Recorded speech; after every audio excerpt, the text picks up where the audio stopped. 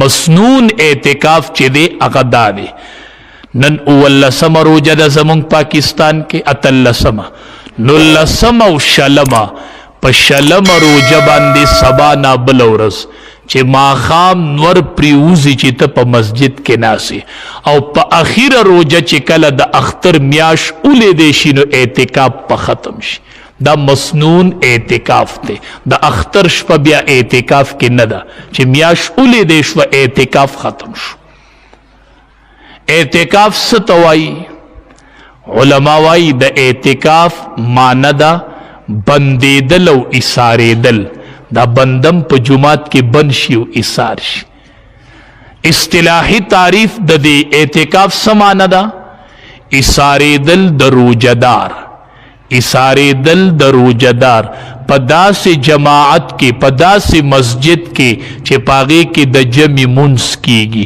او په نیت د عبادت ایسارېدل دې ته اعتکاف وایي ایسارېدل د روزهدار په داسې جماعت کې په داسې مسجد کې چې په هغې کې 15 ټیمه د جمع منځ کیږي په نیت د عبادت ایسارېدل دې ته اعتکاف ویلی کی دا اعتکاف دی نبی کریم صلی اللہ علیہ وسلم با اعتکاف کو بی بی عائشہ رضی اللہ تعالی عنہ روایت نقل کی وی نبی کریم صلی اللہ علیہ وسلم اعتکاف کو حتی توفاہ اللہ تردی چی اللہ وفات کو چی نبی علیہ السلام وفات شو نو ثم اعتکف ازواجہ من بعدہ بیاب دا نبی کریم صلی اللہ علیہ وسلم د وفات نه پس بیا د نبی علیہ السلام بیبیانو به اعتکاف کو د نبی علیہ السلام د وفات نه پس په بیبیانو اعتکاف کو زنانه چې اعتکاف کوي دا به په کور کې اعتکاف تکینی په هغه ځای چې کوم ځای د دې د مانځه دپاره وي که د مانځه دپاره مخصوص ځای نه نو کور کې به ځان له یو ځای وټاکي په کمره کې یا برنډه کې اغا ځای برابن کیو نیت د اعتکاف په اوکی زنانه بکور کی کینی او نارینه چی دی اغا با پا مسجد کے اعتکاف تکینی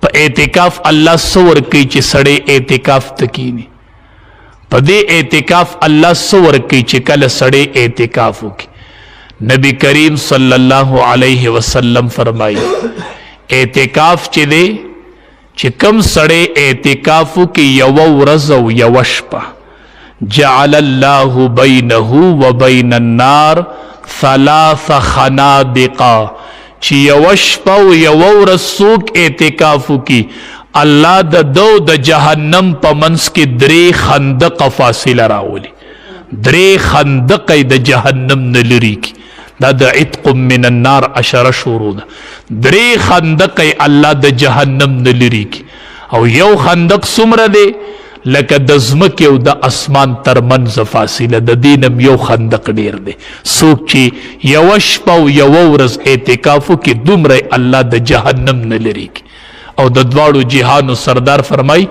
ویجرا له من الحسنات معتکف چې اعتکاف تکینی اللہ ورلنیکی جاری ساتی کعامل الحسنات کلها دنه چې د اعتکاف په وجه کم کارونه پاتی شي جنازه پاتی شي د مریض تپوس پاتی شي مور عبادات تی نه پاتی شي چې د دند راشي بهر چې به د څومره کارونه کول هغه تی نه پاتی شو د هغې ټولو اجر الله معتکف له په جومات کې دننه ورکوي ښه په جماعت کې بناسی الله باورله د جنازي اجر به الله په جماعت کې ورکوي معتکف ته د دې ټولو اجر په جماعت کې میلاویږي د اعتکاف بله غټه پیدا څه ده د اعتکاف یوه غټه پیدا ده د چې دې شپو کې یوه شپه لیلة القدر ده چې د هغې یوی شپی عبادت د زرو میاشتو د عبادت نه افضل دی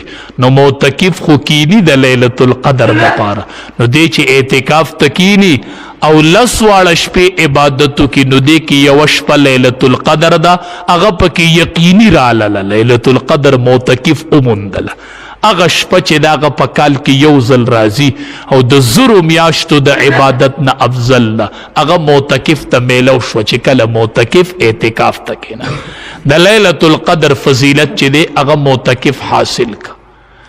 بل په اعتکاف کې غټه پیدا ده، اعتکاف کې غټه پیدا ده چې دی د ګناهونو نه بچي، بد نظری نه کیږي، غیبت نه کیږي، چغلخوری نه کیږي، د ډیرو ګناهونو نه دی بچي.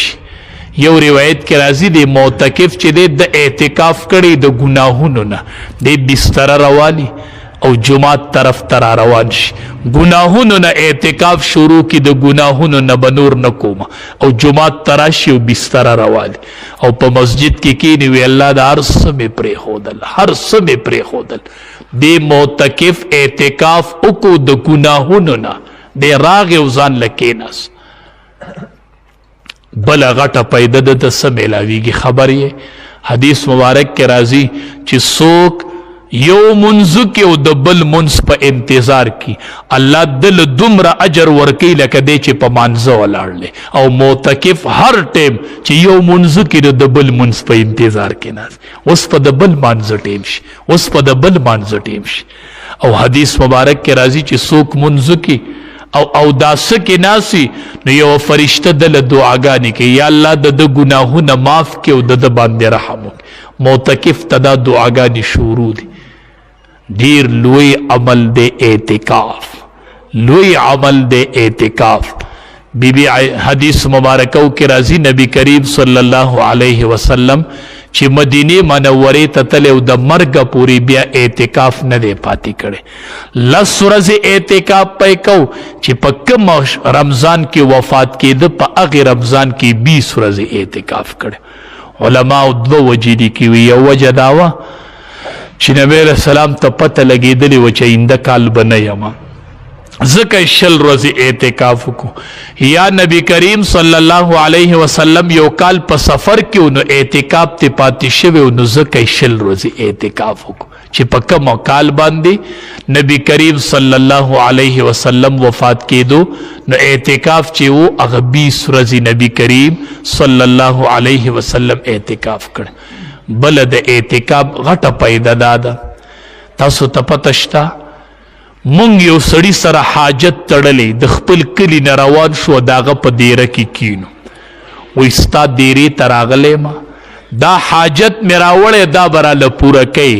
معتکف بستره راوالي هر څه پرېږدي او راشي د الله په در کې کیني وی الله ستا در ته راغلی یم، الله ستا در ته راغلی یم او ستا په در کې ناست یم، الله عتق من النار دی، الله زما ګناهونه به بخي، ما به د جهنم نه خلاصوي. نو چې مونږ د یو بنده ځای ته لاړ شو پرېوځو نو هغه بنده زمونږ حاجت پوره کوي. او معتکف راشي د الله په چوکاټ کې کینی، په جماعت کې ناسي وی الله راغلی م تا ته راغلی م خدایا ستا په در کې ناست یم زم نه الله ما به بخي زه دې کې ناست یم تا ته. سوال نه پیدا کیږي چې معتکف بې بخاني د جماعت نه وځي، دی به الله بخي، دی د الله در ته راغلی. یو صحابي ګوټ کې ناست و داسې دعا یې کوله وی یا الله ستا نه ځکه سوال کوم چې ته مې الله یې که نه، ستا نه ځکه سوال کوم چې ته الله یې که نه، بل شته نه که نه. نبی علیہ السلام صحابي ته وی ورشه ده ته ووایه الله دعا قبوله کړلی دی، داسې په یقین دعا غواړي چې ته مې الله نو بل شته دی نه نو چې ته بستره راوړې پرېوځې وایه ربه بل در مې شتی نه نو په دقې در کې ناست یم او الله تا ته راغلی یم او ستا در مې اسره کړی دی، هر څه مې پرېښي دي بغیر د ضرورت نه به د دې جومات نه بار کېږم. نو دا معتکف راغلی او په جرګه الله ته د الله په چوکټ کې ناسي. او بله فایده احب البلاد الی الله مساجدها وابغض البلاد الی الله اسواقها. په ټوله دنیا کې الله ته خوښ ځایونه جوماتونه دي او معتکف راشي او په ټوله دنیا کې چې کم خوښ ځای دی په هغه ځای کې الله ته کیني، او په ټوله دنیا کې الله ته ناخوښه ځایونه بازارونه دي او معتکف راغلی او د ټولو نه په خوښ ځای کې الله ته ناست دی، مسجد کې الله ته ناست دی. بله فایده څه ده؟ بله فایده دا ده چې د اختر ورځې ته یو د اختر شپې ته دا اختر شپه چې ده کنه په دې الله عملونه بدلی ورکوي. خام صحابي نبی علیہ السلام نه تپوس کوي دا بدلی چې الله ورکوي دا به لیلة القدر وي نه، مزدور چې مزدوري وکړي نو خلق ولا په اخر کې بدله ورکوي. نو په دې د دې بدله په دې اخر کې الله ورکوي. یا د اختر په ورځ ورکوي یوم الجائزه ده، د رکوټ اختر ورځ یوم الجائزه ده، الله به بدلی ورکوي. استاسو څه خیال لې چې فرشتي الله ته وایي چې یا الله دې معتکف له څه بدله ورکو؟ خدایه لس ورځې ناست نه بدنظری کړې ده، نه ګناه کړې ده، نه دروغ ویلی دي، خدای یوه ګناه نه وکړې او لس ورځې خدای ستا کور کې ناستو څه بدله ورله ورکو؟ بدله خو د اختر په ورځ د معتکف ته، اختر خو د معتکف دی مړه، ستا م اختر دی، اختر د معتکف دی چې لس ورځې ناستو د هر څه نه یې روجه وه، یوه ګناه یې لس ورځې نه ده کړې او اوس نن راوتلی دی، جامې یې غوستې دي او الله ته ولاړ دی وی الله نن بدله غواړم، خدایه نن بدله غواړم. دې بنده له به الله خامخا څه ورکوي.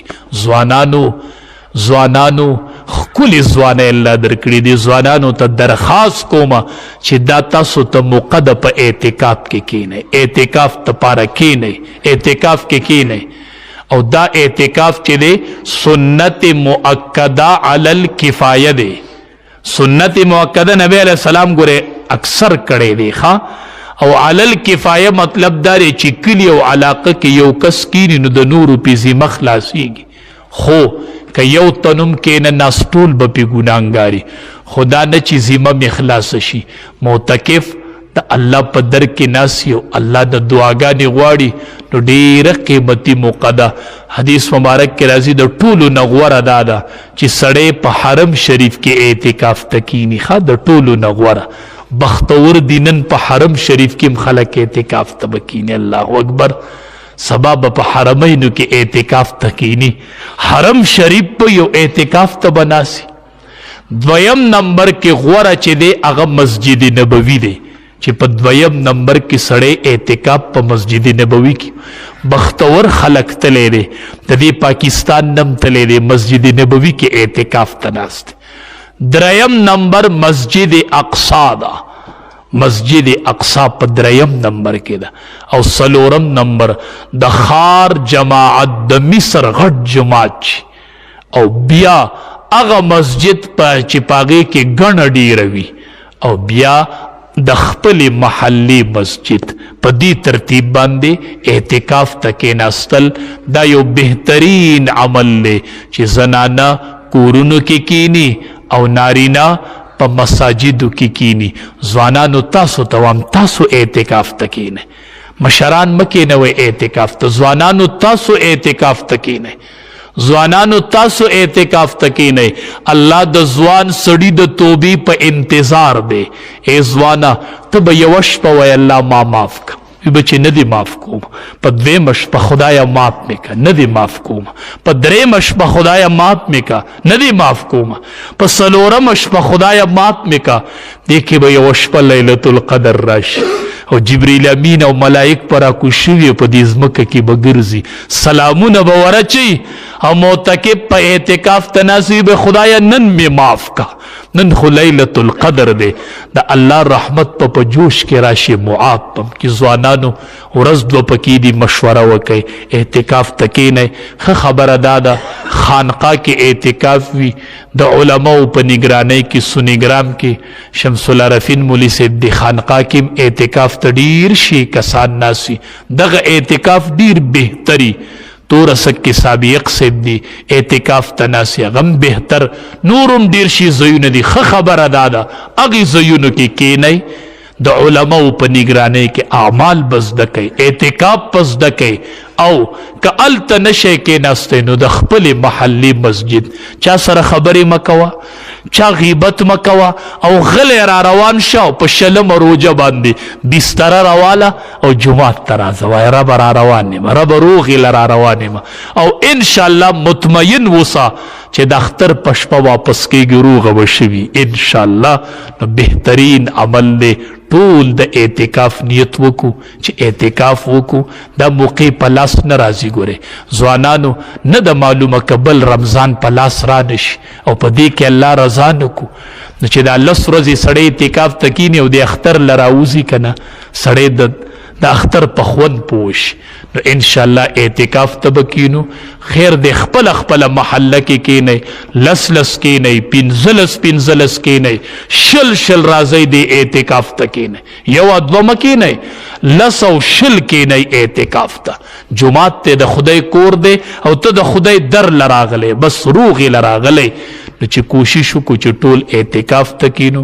چا چې پروژه کې دروغ پرې نه ښودل پروژه کې دروغ پرې نه ښودل فلیس لله حاجة فی ان یدع طعامه وشرابه الله وی ما ته هیڅ حاجت نشته چې دې خوراک او څښاک پرېږدي. ما ته د دې هیڅ حاجت رب وی نشته. تش خوراک پرېږده څښاک پرېږده او دروغ نه پرېږدي. ما ته د داسې روژې حاجت نشته. رب العالمین وایي نبی علیه السلام وایي الله وایي چې ما ته د داسې خوراک تش د خوراک او د څښاک پرېښودو ضرورت نشته دی چې تا په روژه کې دروغ پرېږده. د عام روټین مطابق دروغ شروع دي دوکه نن هم شروع ده دروغ نن هم شروع دي. نو مشره روژې څه فرق وکړو اسی صرف خوراک څښاک نه کوي بس دې ته روژه وایي. روژه د دې نوم نه دی ښه. نبی علیه السلام صحابو ته وفرمیل الصوم جنة روژه ډال دی ډال چې سړی جنگ کوي د دشمن سره جنګیږي نو ځان پې بچ کوي که نه نو دا روژه هم ډال دی په دې سره سړی د شیطان نه بچ کیږي. ډېر خلک وایي مولوي صاحب تاسو وایي چې روایاتو کې راځي چې شیطانان تړلی شوي زمانه خو اقشن وسوسې دي او ګناهونه دي څنګه شیطانان تړل شوي دي. جواب ته په صحیح نه پوهېدلی. نبی علیه السلام وایي روژه ډال دی په دې به ته د شیطان نه بچې خو چې تر څو پورې دې دا ډال شلولی نه نو موږ د هغه ډال شلېدلی دی ځکه د شیطانانو اثرات باقي دي. دا په څه شلېږي روژه ډال دی او هغې پورې به د شیطان نه بچ کوي چې څو دې دا ډال شلولی دی او روژه په 2 څیزونو شلېږي. امام الانبیا فرمایي یو دروغ دی او یو غیبت دی. بس چې دا دې وکړو ډال دې وشلو بس بیا دا تمه مه کوه چې څنګه شیطانان تړلي دي نو ته څنګه دروغ نه پرېږدي ته ولې غیبت کوې.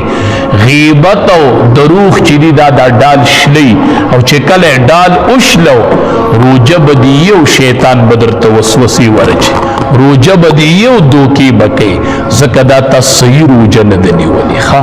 دا ستا صرف د خوراک څښاک نه روژه ده دا ستا د دروغ او د غیبت نه روژه نشته دی که نه ښه. روژه ونیسئ ځان بدل کړئ څه شپې ورځې باقي دي لږې ووتلې خیر دی خو ځان لږ بدل کړئ ځان کې لږ چینج راولئ ښه چې ګناه رانه نه کېږي ښه. د روژې سره دروغ هم وایو د روژې سره دوک هم کوو د روژې سره سخاوت هم نه سیوا کېږي نو دا روژه بیا پیدا نه کوي ښه دا روژه پیدا نه کوي. حدیث مبارک کې راځي د هر عمل بدله الله د 700 پوری ورکی ښه د 10 نه والا د 700